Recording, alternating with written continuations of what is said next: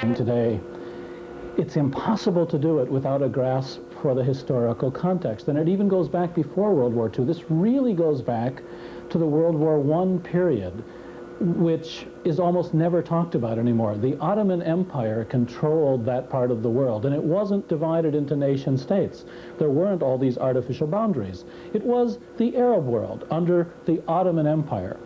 What happened when the Ottoman Empire collapsed, because of European desires to see the Ottoman Empire collapse, was a takeover of the Middle East by European interests and then by the United States. And that's when these boundaries, many of which are artificial, many of which have no real relevance to the historical situation in the Middle East, came into play. For instance, take the boundary between Kuwait and Iraq, which brought us to the war in '91.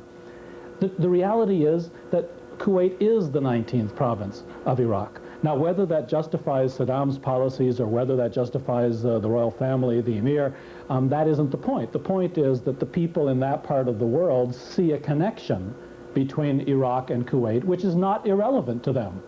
And we in the West like to say that these boundaries and these countries must be established the way they are because that's the way we want them to be. In reality, in many cases, the legitimacy is highly questioned, which brings us to Palestine, Israel in the 40s. In the 30s and 40s, the Zionist movement was growing, but always said to the Arabs, we do not intend to displace you. We do not intend to set up an independent Jewish state. We want to live in peace and brotherhood with you, but we must bring the refugees and the European Jews who want to come to live here to this place, which was then called, everybody called it, Palestine. Where in your latest book, which has just come out, which is Exile's Return, I believe, the unusual thing is that after a lifetime of struggle, you are now in opposition to the PLO, in opposition to Chairman Arafat, and feeling, I think, particularly incensed by the agreements that have been made in recent months. Well, you've actually sort of made a few observations here. First of all, I have always been in opposition to the policies of the PLO. I've always been incensed, to use your term, against the PLO because of its corruption, its ineptitude, its cynicism over the years. Certainly its excesses, certainly its the waste of the human and financial resources of the Palestinian people. This past year, things were a lot more difficult than ever before that I have seen. Primarily, the psyche of the people has been extremely devastated. After 7 years of intifada activities, people feel that their activities didn't really pay off. They have been hindered, they have been aborted, and not much has been achieved. The occupation is still there. The curfews are a daily occurrence, especially in refugee camps.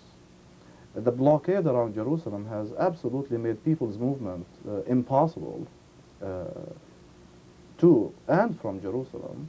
It has devastated the social fabric in that Palestinians, let's say, living in Bethlehem, who have to cross Jerusalem to get to Ramallah, cannot visit Ramallah anymore, and vice versa. So the occupation and the agreement, which is now in a sense part of the occupation, have really divided city from city, group from group, area from area. I think the most difficult question that the people are really dealing with, consciously and subconsciously, is that if there is an agreement, if there is a peace process unfolding, why is it that simultaneously the brutalities of the occupation are increasing rather than decreasing?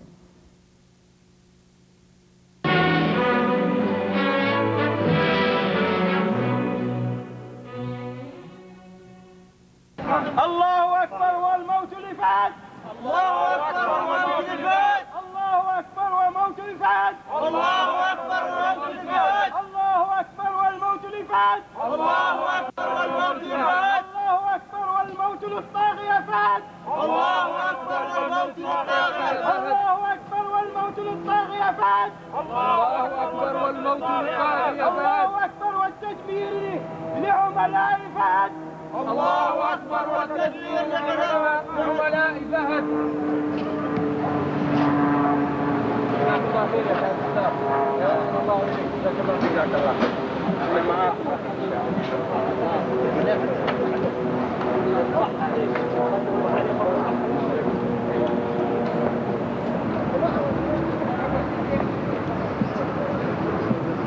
And then when you can, pan up to the embassy.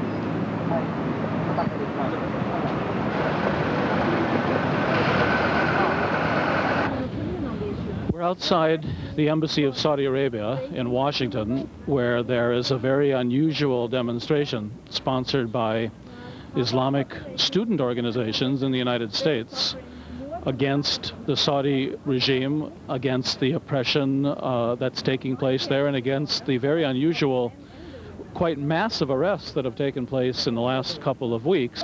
It's a very restrained demonstration of maybe 40 or 50 people. Press release that's being handed out, and hopefully a spokesman behind me. Okay. Would you tell us about the demonstration? Yes. And why you've organized it? Yes. This demonstration is being organized by many Islamic centers and foundations and groups in this country to protest the recent Saudi government attacks on some scholars, intellectuals and university professors because they dare to voice their opinion, which had contradictions and criticism to the government of Saudi Arabia. I mean, I was born in that house. I wanted to be there. I knocked on the door. This old man comes out with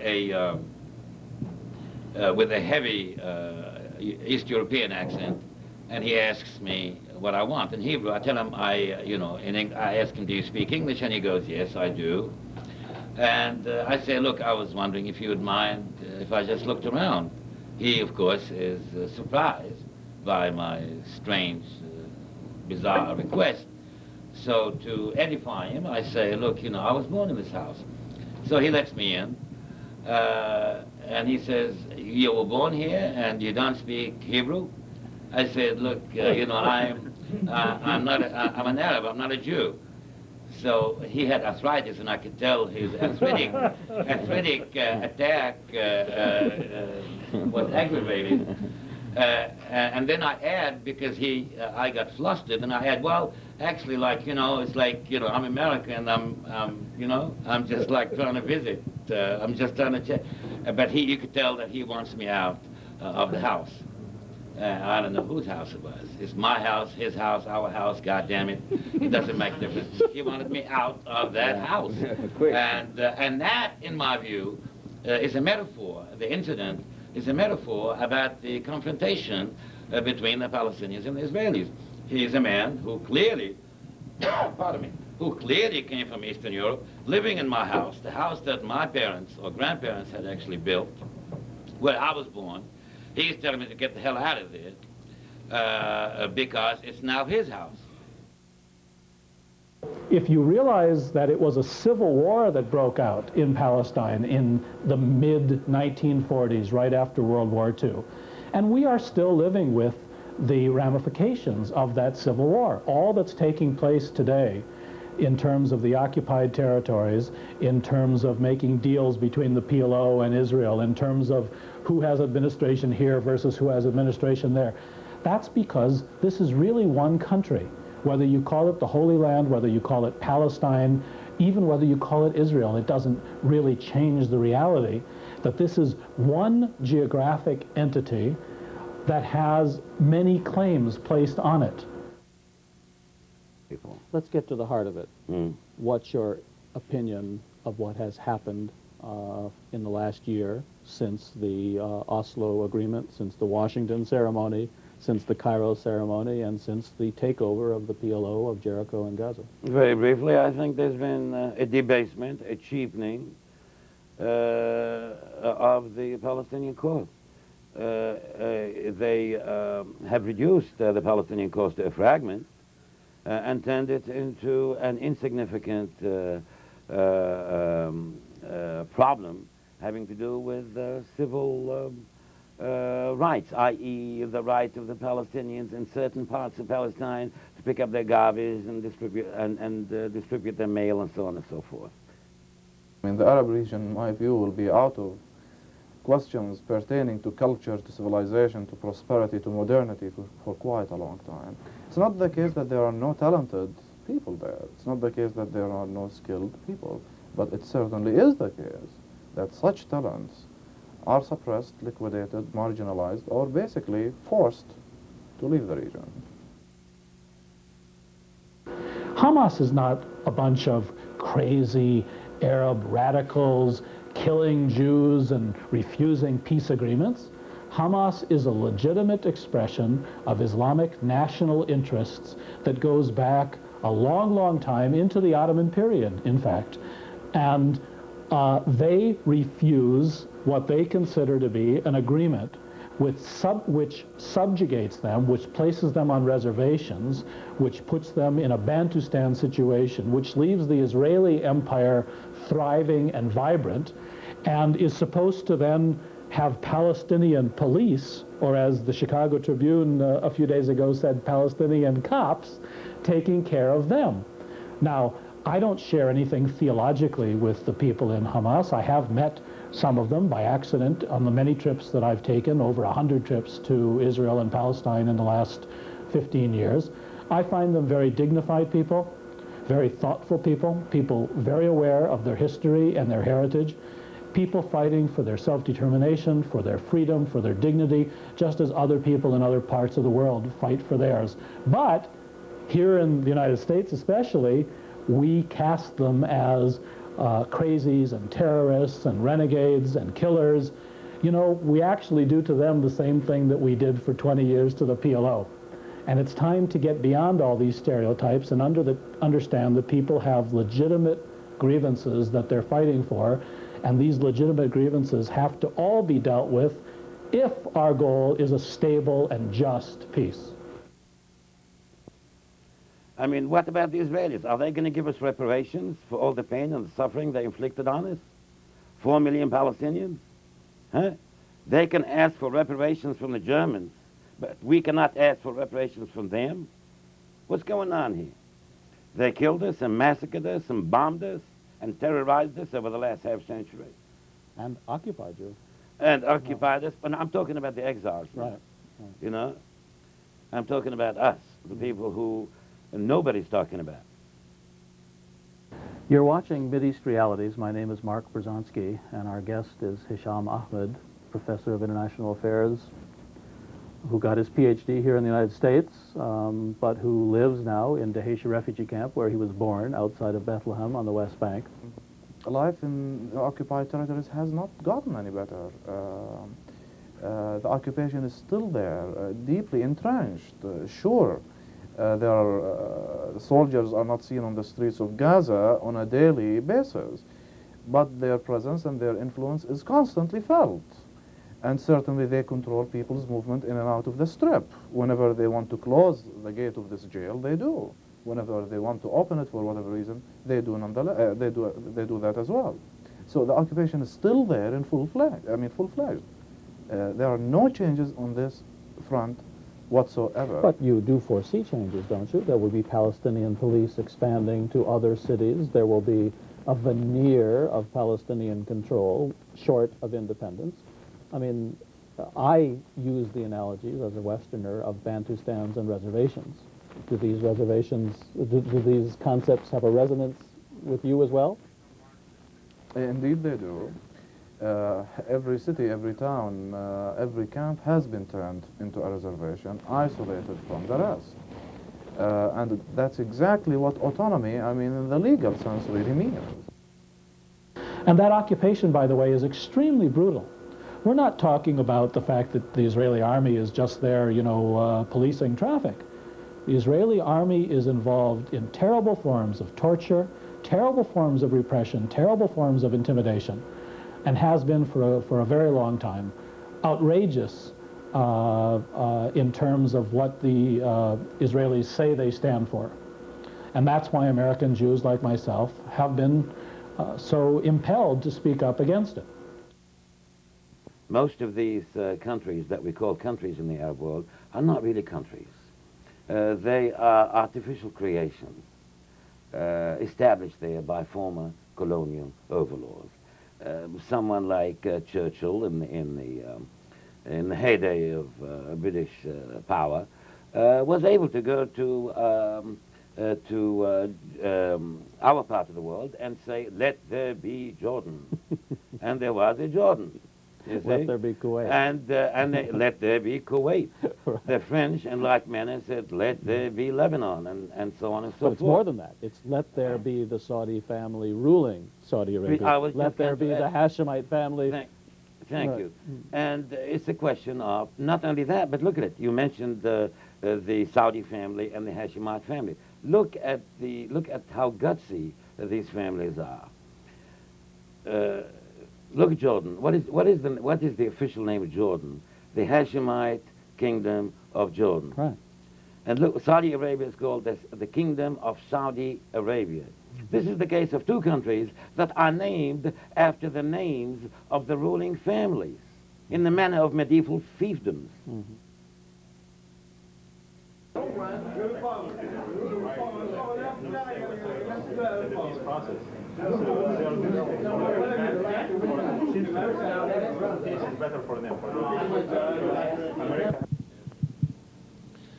In 1948, July 1948, roughly about 1 million Palestinians were kicked out of Palestine, including my family. You could see these soon-to-be exiles. You could see these million souls trekking up north to seek refuge in Lebanon, arriving there harrowed and beaten. You could see them trekking south to seek refuge in Gaza, arriving equally harrowed and beaten. And you could see them trekking east after they were expelled from the twin cities of Lydda and Ramla by the Israeli forces, led by no other than Yitzhak Rabin, who 30 years later, almost exactly 30 years later, ordered his army to break the bones of the children, of the descendants of these people whom he kicked out. Of course, the Israelis that year, 1948, would have loved for these million Palestinians to trek west and to keep on trekking west, to end up in the Mediterranean, never to be heard from again. But almost 50 years later, Rabin and the rest of the world has in fact heard from us again and again and again. And these million refugees, exiles, went from being 1 million, they doubled to 2 million, they tripled to 3 million, and now they have almost quadrupled to 4 million. But so long as the terminus of Palestinian rights has been defined as a little agreement giving 1/5 the Palestinian people, 1/20 of the land. 1/20 of the land. And 1/10 of their rights. Whatever. Yeah. Then clearly we have a prescription for the continuation of conflict in Palestine. You know. Because all of these countries are held in bondage by regimes that were placed there either by the British or by ourselves, none of which have any popular legitimacy, and all of which are involved in forms of intimidation and repression of their own population. It was airplanes being blown up and people in Germany at athletic events being killed. That's what put the Palestinian cause on the map, not intellectuals, not writers, not people appealing for justice and conscience. What is going to put it back on the map? So you're saying the sword is mightier than the pen, huh? I'm afraid so. And you and I use... You're talking to a writer. Well, hey, me too. On the other hand, we got to face reality. This is Mideast realities, huh? We helped Israel develop its nuclear weapons. We, the United States, created the arms race in the Middle East. Now we say to the Arabs, to the Pakistanis, to the North Koreans, that you're not allowed to have nuclear weapons because the international community has decided. Of course, we run the international community on the whole, and if we don't like what they do, we don't pay our bills at the UN. But look at it from an Arab point of view. Why should an Arab say, we 200 million Arabs are not allowed to have modern weapons, which are the token, the currency of power and influence, but your ally Israel, 3.5 million Jews, which works closely with you, they are allowed to have these weapons and to intimidate us with them. My name is Mark Bruzonsky. I'm the host of this program, and we're in downtown Washington today. We're on K and 16th, in fact, in the heart of downtown Washington, and we're at the offices of an organization that goes by the name the Council on the National Interest. The very day of the Cairo Agreement, and I was asked that morning by Canadian National Television to come down to their studio, and on the way down, I was reading the New York Times. And amidst all the articles about how important this is and what a breakthrough it is, and of course I was already thinking what was I going to say, and I was going to say this is an agreement that's been prepared for a very long time, and it's in keeping with what the Israelis have wanted to do with the Palestinians. It's not quite this unprecedented breakthrough that it's being portrayed as. But I looked at the front page of the New York Times and I said to myself, my God, there's the truth of this. There's no story, there's no analysis, it's all in the picture. And there's this huge picture of the electrified fence that's being used, that's being built and completed all around Gaza, right as the Palestinian police are about to enter. Well, that tells the story. The Israelis were letting Palestinians out of their prisons, sending them to the Gaza prison. But the Gaza prison was going to be a living prison. It wasn't going to be a prison with internal barbed wire and cells, and they would have to bring the food in and take care of the prisoners. The Gaza prison, after having destroyed the economy of Gaza, after having beat these people into submission for more than a generation, was now going to be symbolized by this electrified fence.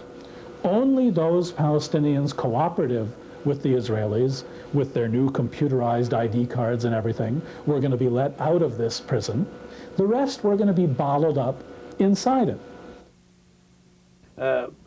Look, PLO's gone. PLO's finished. I mean, it has hardly any support in the West Bank and definitely in exile. But it's got all the money and all the guns. It's got all the money and it's got the support as a client regime. It's got the support of the EEC, the United States, and so on and so forth.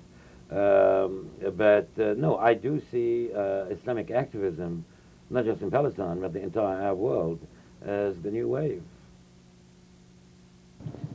And I don't think they are going to be cowed by Yasser Arafat either, who is now serving the interests of the Israeli occupation.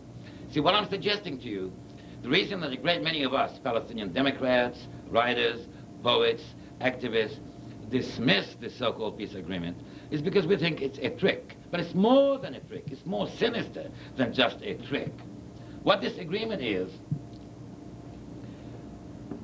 this harks back to the process of decolonization in the 40s and 50s when the British and the French were granting, you remember the term they used to use? We are granting the Algerians independence, you know? The process of decolonization essentially is the British would move out of India or move out of Nigeria or whatever, and say, well, we are granting independence to the Nigerian people. But in this egregious, sinister process, they leave behind a leadership elite that is subservient to them and is guaranteed to serve their interests forevermore. In other words, this leadership elite will be in power to continue the process of colonization, except in this case, the colonizers are not physically in the country. In other words, the colonizers, in this case the British, will continue to exploit the labor and the resources of Nigeria, without them actually being there to do it themselves. So this is what's been happening in the this is the history of the second half of the 20th century, my friends. This is named the struggle of indigenous people, the struggle of oppressed peoples who had been formerly colonized, struggling against indigenous elites who are serving the interests of the former colonizers. And this is what Yasser Arafat and the PLO, that has been totally corrupted and totally bought by the Israelis and Washington. Sold out indeed. Thank you. That sums it up for me.